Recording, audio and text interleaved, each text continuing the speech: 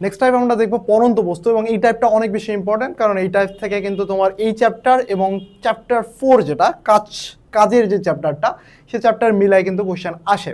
So আমরা একটু দেখি যে পরন্ত বস্তু আসলে জিনিসটা কি।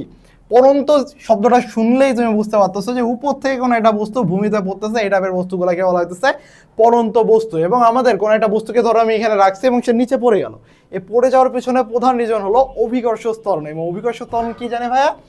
জি, জি, অভিকর্ষ ত্বরণ হলো জি, এটাই হলো আমার অভিকর্ষ ত্বরণ। তো এটাকে আমরা বলতেছি অভিকর্ষ ত্বরণ। এখন এই অভিকর্ষ ত্বরণ আমার সবসময় কি করে? নিচের দিকে ক্রিয়া করে। অর্থাৎ তোমার একটা বস্তু ভূমি থেকে এই উচ্চতায় আছে, এই উচ্চতায় আছে, জি সবসময় আমার নিচের দিকে ক্রিয়া করবে, জি সবসময় আমার নিচের দিকে ক্রিয়া করবে, এবং এই জি এর কারণে কোনো একটা বস্তু উপর থেকে নিচে পড়বে। এখন এই জন্য আমার ডিফারেন্ট সূত্র ব্যবহৃত হবে। আমরা এতক্ষণ গতির যে সূত্রগুলো দেখছিলাম, সেই সূত্রগুলারই একটু আলাদা রূপ আমরা দেখতে পারবো। তো কি রূপ দেখতে পারবো দেখি। ধরো উপর থেকে একটা বস্তু, এখান থেকে একটা বস্তু গড়ায় গড়ায় এই উচ্চতা থেকে ডিরেক্ট নিচে পড়তেছে, এটা হলো এই উচ্চতা, ঠিক আছে? এটার উচ্চতা হলো এইচ, সে হলো ভূমিতে পড়তেছে, এটা হলো আমার ভূমি, এটা হলো আমার ভূমি। সেই ক্ষেত্রে যদি উপর থেকে নিচে পড়ে, তাহলে আমার জি এর দিকেও এইদিকে ক্রিয়া করতেছে, জি এর দিক ক্রিয়া করতেছে, তাই না? জিও নিচের দিকে ক্রিয়া করতেছে। সেই ক্ষেত্রে আমার পরন্ত বস্তুর সূত্রগুলো হবে V square equal you square plus 2gh। 2 নম্বর হলো V equal you plus GT. 3 নম্বর হলো S equal UT plus half GT square, half GT square. এটা এই সূত্রগুলো হলো উপর থেকে নিচে পড়লে, উপর থেকে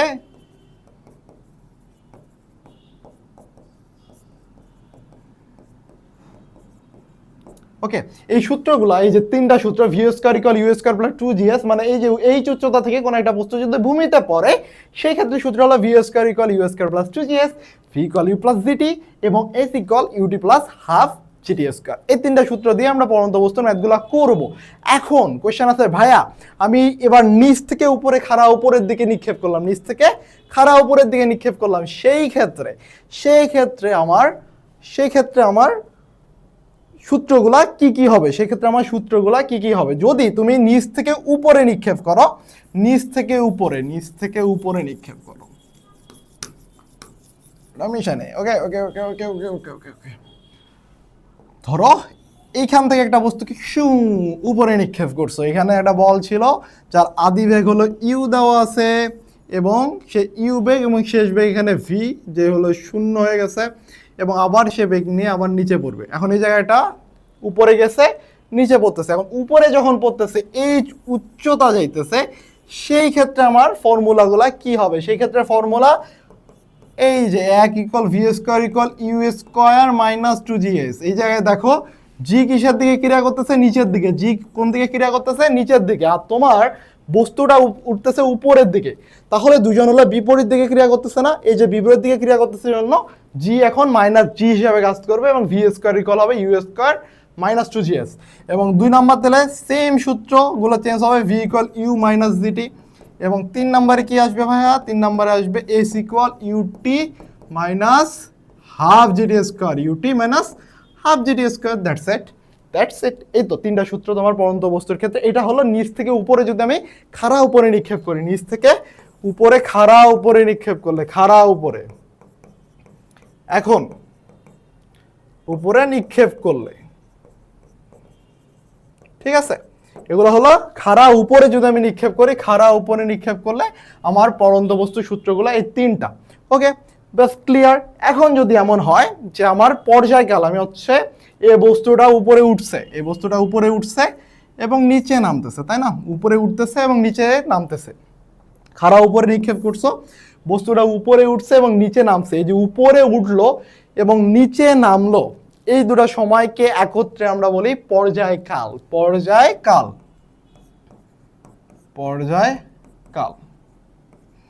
পর্যায়কালকে টি দ্বারা প্রকাশ করা হয়। এখন এই বস্তুটাকে যখন তুমি খাড়া উপরে গেছে, উঠতে যদি t1 সময় লাগে, নিচে নামতে যদি t2 সময় লাগে, তাহলে পর্যায়কাল t ইকুয়াল হবে t1 প্লাস t2।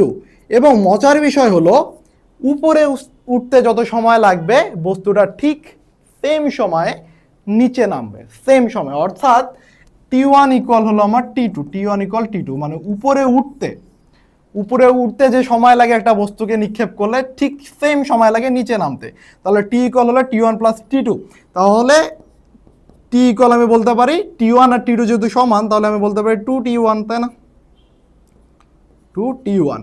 এখন তাহলে আমি T1টা বের করি, T1টা ক্যালকুলেট করি যে কি হচ্ছে, T1 সমান আমার কত। এখন যদি তুমি ফার্স্ট জিনিসটা একটু চিন্তা করো, একটা বস্তুকে উপরে নিক্ষেপ করছো, করার পর বস্তুটা পড়া শুরু করে, তাই না? কখন পড়া শুরু করে? যখন তার শেষ বেগ শূন্য হয়ে যায়, যখন তার এই যে বস্তুটা উপরে উঠতেছে, ভি বেগে উঠতে এই জায়গায় বেগ শূন্য, সে আবার নিচের দিকে নামা শুরু করে। তো আমি বলতে পারি T1 যেটা আসবে সেটা হলো T1 সময় এই জায়গায় উঠার পর বস্তুটার বেগ হলো শেষ বেগ শূন্য, অর্থাৎ ভি ইকুয়াল হলো 0। এই পয়েন্টে, এই উচ্চতায় ভি হলো 0। ভি যদি 0 হয়, আমরা একটু আগে সূত্র দেখছি V equal U minus GT. তো আমার যদি এটা T1 হয় তাহলে ইউ মাইনাস GT1, এবং ভি শূন্য, তাহলে ইউ মাইনাস GT1, তাহলে T1 ইকুয়াল বলতে পারো ইউ বাই জি। অর্থাৎ এই জিনিসটাকে বলা হয় একটা বস্তুর উপরে ওঠার সময় বা নিচে নামার সময় হলো এটা। একটা বস্তুকে উপরে ওঠার সময় বা নিচে নামার সময় হলো এটা, উপরে ওঠার সময়, উপরে অথবা নিচে সময়, উপরে উঠার অথবা নিচে নামার সময়। এখন তাহলে আমার বস্তুটার পর্যায়কাল কি হবে? এই যে 2T1, তাই না? T ইকুয়াল হবে T equal 2 into U by G. T1 এর ভ্যালু বসাই দিলাম, তাহলে এটা হলো আমার পর্যায়কাল। এটা হলো আমার পর্যায়কালের সূত্র। এত গেল। আই হোপ তোমাদের এই জায়গায় পর্যায়কাল বলো, বেগ বলো, এই নিয়ে আর কোনো কনফিউশন থাকার কথা না। তাহলে আমরা চলে যাই সেই পরন্ত বস্তুর কনসেপ্টে। পরন্ত বস্তুতে এখন আমরা বোর্ড কোশ্চেন সলভ করি। এই কোশ্চেনগুলো কই আসছে দেখছো? দিনাজপুর বোর্ডে কোশ্চেন আসছে, দিনাজপুর বোর্ডে। সো এই কোশ্চেনটা দেখি, আমাদের এই কোশ্চেনে আসলে কি দিছে। 120 গ্রাম ও 200 গ্রাম ভরের দুটি পাথরের টুকরা দিয়ে যথাক্রমে এত মিটার পার সেকেন্ড বেগে 14 মিটার উঁচু একটি দালানের ছাদে আঘাত করা হলো। প্রথম বস্তুটির বেগ কত হবে? আমরা অলরেডি পরন্ত বস্তুর সূত্র দেখে আসছি, সেই সূত্রের মধ্যে কিন্তু আমার এম এর কোনো জায়গা নাই, তাই না? তার মানে এই যে ভ্যালুগুলো দিছে, এই ভ্যালুগুলো কিন্তু আমার কোনো প্রয়োজন নাই এই ম্যাথটা করার জন্য। তো তোমাকে বুঝতে হবে ফিজিক্সে কিছু ইনফরমেশন ইচ্ছা করে ঢুকে দেওয়া হয় তোমাকে কনফিউশন বাড়ানোর জন্য, ইচ্ছা করে কনফিউজ করার জন্য। এই জন্য তোমাকে বি প্রিপেয়ার থাকতে হবে এবং তোমার কনফিডেন্স থাকতে হবে যে তোমার আসলে কোন সূত্র পড়বে। এখন এই কোশ্চেনের মধ্যে যেহেতু আমাকে বস্তুর বেগ বের করতে বলছে এবং পরন্ত বস্তুর বেগ নির্ণয়ের এতক্ষণ পর্যন্ত আমরা যা রাশিমালা জানি সেখানে কোনো ভরের জায়গা নাই, তার মানে আমার ভরের যা দেওয়া আছে এটা নিয়ে আমার কোনো মাথা ব্যথা নাই। এখানে 100 কেজি দেখ 500 কেজি দেখ এটা নিয়ে আমার কোনো ঝামেলা নেই। এখন তাহলে আমার কি লাগতেছে, বলছে কি একটু আমরা ভিজুয়ালাইজ করি প্রথম বস্তুর বেগ কত হবে। তার মানে প্রথম বস্তুর বেগ চাইছে, প্রথম বস্তুর ক্ষেত্রে প্রথম বস্তুর বেগ হলো ভি, তাই না? প্রথম বস্তুর বেগ আমরা ভি ধরে নিলাম। এখন প্রথম বস্তুর ক্ষেত্রে আমাকে কি কি ইনফরমেশন দেওয়া আছে? বলা আছে দুটি পাথরের টুকরা নিয়ে যথাক্রমে 29.4 মিটার পার সেকেন্ড, প্রথম বস্তুর ক্ষেত্রে 29.4 মিটার পার সেকেন্ড বেগে 14 মিটার উঁচু একটি দালানে সাথে আঘাত করা হলো। তার মানে তোমার প্রথম বস্তুর ক্ষেত্রে বেগ, আমার শেষ বেগ চাইছে ভি কত হবে। এটা আমার শেষ বেগ ভি ইকুয়াল হোয়াট? আদি বেগ ইউ দেওয়া আছে, আদি বেগ ইউ কত দেওয়া আছে? 29.4, 29.4 মিটার পার সেকেন্ড। এরপর এইচ দেওয়া আছে আমার কাছে 14 মিটার। এই তো এই ইনফরমেশনগুলো আমার কাছে দেওয়া আছে। আমার কাছে প্রথম বস্তুর বেগ কত হবে। তো এই দিয়ে দেখো এইচ জানো, ইউ জানো, ভি জানো, এমন সূত্র তুমি কোনটা জানো? শেষ বেগ ভি বের করার জন্য তুমি দুটা সূত্র জানো, তাই না? দুটা সূত্র জানো। সূত্র number 1, V equal U minus GT. যদি আমি উপরের দিকে নিক্ষেপ করি, এটা যদি উপরের দিকে নিক্ষেপ করতেছে তাহলে একটা সূত্র এটা জানি, আর একটা সূত্র জানি V square equal you square minus 2gh। এই দুটা সূত্র আমরা খুব সুন্দর মতো জানি। এই ম্যাথটা করার জন্য আমার আসলে কোন সূত্রটা লাগবে এটা তোমাকে বুঝতে হবে। দেখো তোমার ভ্যালু দেওয়া আছে, কি দেওয়া আছে? এইচ দেওয়া আছে, ইউ দেওয়া আছে, এবং জি আমরা কি জানি? অলরেডি আমরা জানি g equal 9.8 metre per second square, এটা আমরা জানি। তাহলে টি কিন্তু আমার দেওয়া নাই, টি যেহেতু দেওয়া নাই তাহলে আমার এই প্রথম সূত্র সুন্দর মতো বাদ।